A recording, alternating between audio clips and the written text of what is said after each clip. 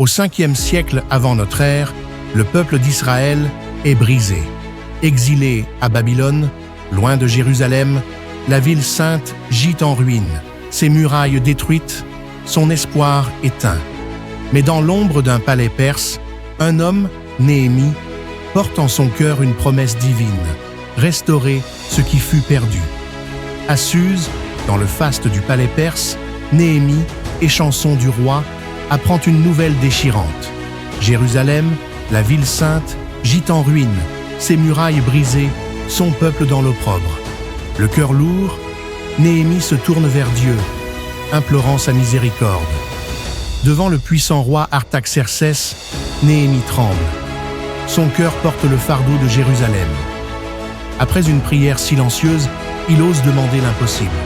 Partir rebâtir sa ville. Contre toute attente, le roi accorde sa requête, offrant ressources et protection. L'espoir renaît. Arrivé à Jérusalem,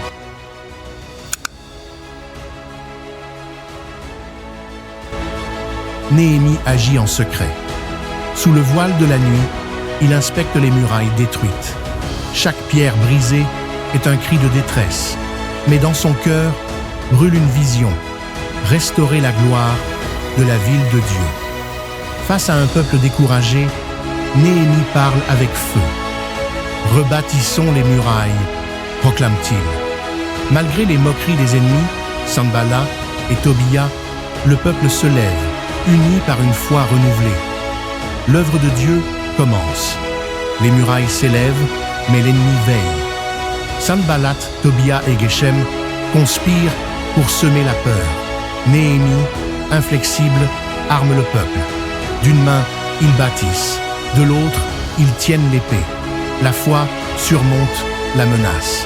En seulement 52 jours, les murailles se dressent, défiant les ennemis. Ce miracle, accompli par la main de Dieu, redonne espoir au peuple.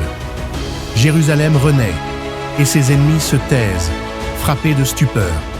Sous la conduite d'Esdras, le peuple écoute la loi de Dieu. Les paroles saintes touchent les cœurs, faisant naître larmes et repentance. Néhémie les exhorte à la joie. L'Éternel est votre force. Une nouvelle alliance est scellée. Jérusalem célèbre. Deux chœurs parcourent les murailles, chantant les louanges de Dieu. Les trompettes résonnent, les chœurs s'élèvent. La ville, jadis en ruine, est désormais un témoignage de la fidélité divine. Néhémie veille sur Jérusalem. Face aux abus, il agit avec fermeté. Le sabbat est sanctifié, l'alliance protégée. Par sa foi et son courage, il guide le peuple vers une vie fidèle à Dieu.